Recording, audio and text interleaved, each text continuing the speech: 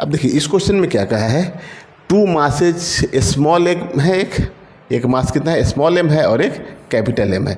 ये वाला मास आपका स्मॉल एम है और ये कैपिटल एम है। R attached with a string as shown for the system to be in equilibrium we have. ठीक है, तो यहाँ पे एक्चुअल में हम लोग को थीटा की वैल्यू पूछी गई है। ठीक है, ऑप्शन में जो है वो थीटा दिया हुआ है, तो थीटा फाइंड करना है हम लोग को। तो देखिए यहाँ पे अब देखिए आप, ये एंगल 45 डिग्री है, 45 है, तो ये वाला एंगल 90 डिग्री हो जाएगा। मान लेते हैं यहाँ का टेंशन कुछ टी है और यहाँ का भी टेंशन जो है वो टी ही होगा, सिमेट्रिकल है तो। ठीक है, और यहाँ का टेंशन हम लोग ले लेते हैं कुछ टी डैश है। ठीक है ना, तो इस पॉइंट को आप देखिए पहले, इस पॉइंट को, तो या पहले हम लोग टी ही निकाल लें यहाँ से।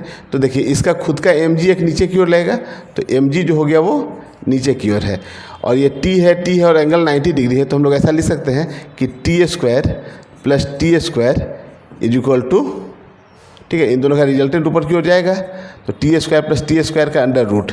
ठीक है ना, इसको इक्वल टू कितना हो जाएगा, एम जी हो जाएगा।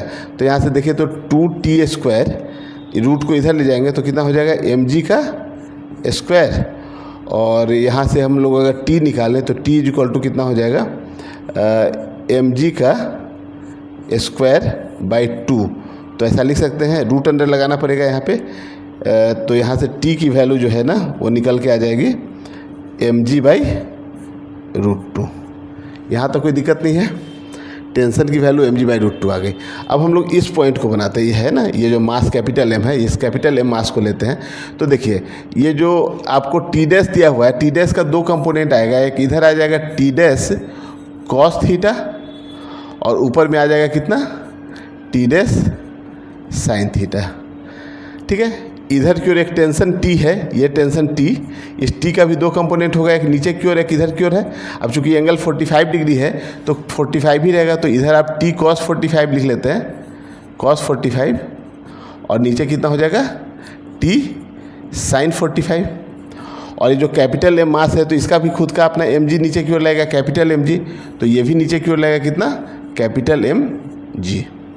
ठीक है, अब जब इक्विलिब्रियम में है तो हम लोग यहाँ से देखिए ऐसा लिख सकते हैं कि T dash cos theta is equal to T cos 45, T dash cos theta is equal to T cos 45 degree.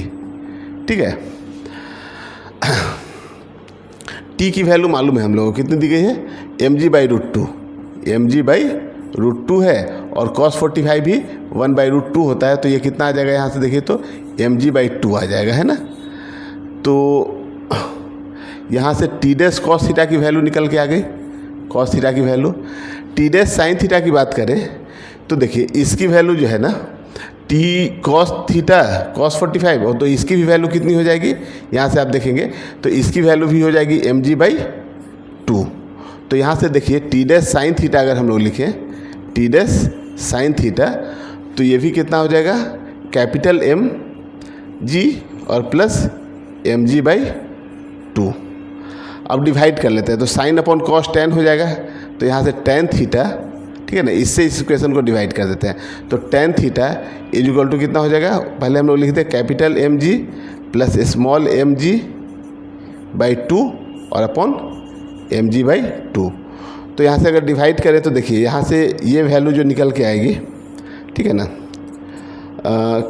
Capital M G by small M G by 2, तो 2 को ऊपर लेके चले जाते हैं, और प्लस इससे कट के 1 आ जाएगा यहाँ से, तो आप जी से जी कैंसिल कर लेंगे यहाँ, तो टेन थीटा की जो वैल्यू है वो निकल के आ गई कितनी,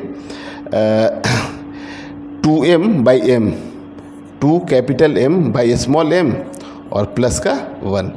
तो यही आपका इसमें करेक्ट आंसर है।